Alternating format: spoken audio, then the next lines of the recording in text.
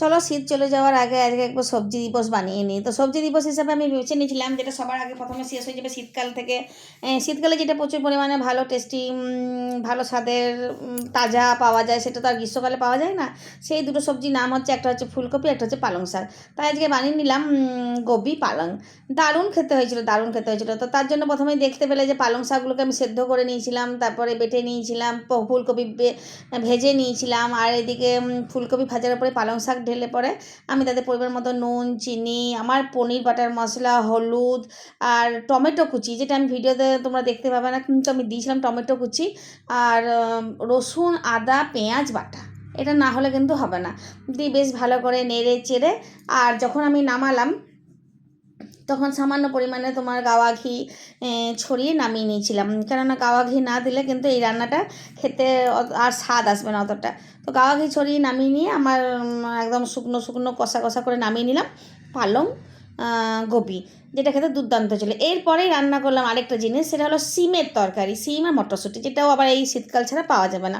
তো প্রথমে আমি কী করেছিলাম, কড়াই 5 ফোড়ন দিয়ে সিম কুচি কুচি কেটে, তোমার মটরশুঁটি আর বেগুন কুচি কুচি কেটে, আর 1টি না 2টি আলু দিয়েছিলাম আমার মনে নেই, দিয়ে বেশ ভালো করে ভেজে নিয়ে, আর ওপর থেকে তোমার নুন, চিনি, হলুদ এইটা দিয়ে, আর জল হিসাবে কিন্তু আমি জল দিইনি, কিন্তু এটা সিম আছে রেখেই সবজির জলেই ভাজার চেষ্টা করেছিলাম।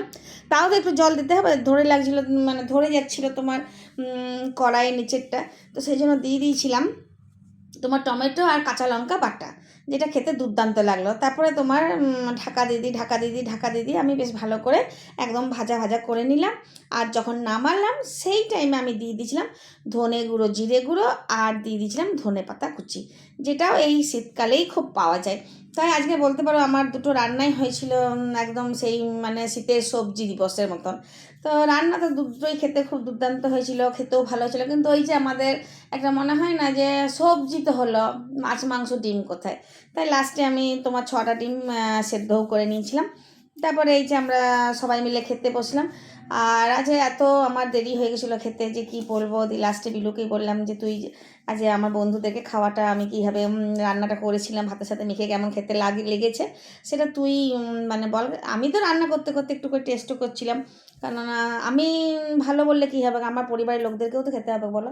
তো সেই জন্য টেস্ট করেই নিই আমি নুন মিষ্টি। আজকে রান্না তো হয়েছিলো দুর্দান্ত খেতে, আমাদের তো অসাধারণ লাগলো ভাত খেতে, কিন্তু ওই একটা তো ডিম সিদ্ধ রেখেছি পাশে, দেখতেই পাচ্ছ তোমরা।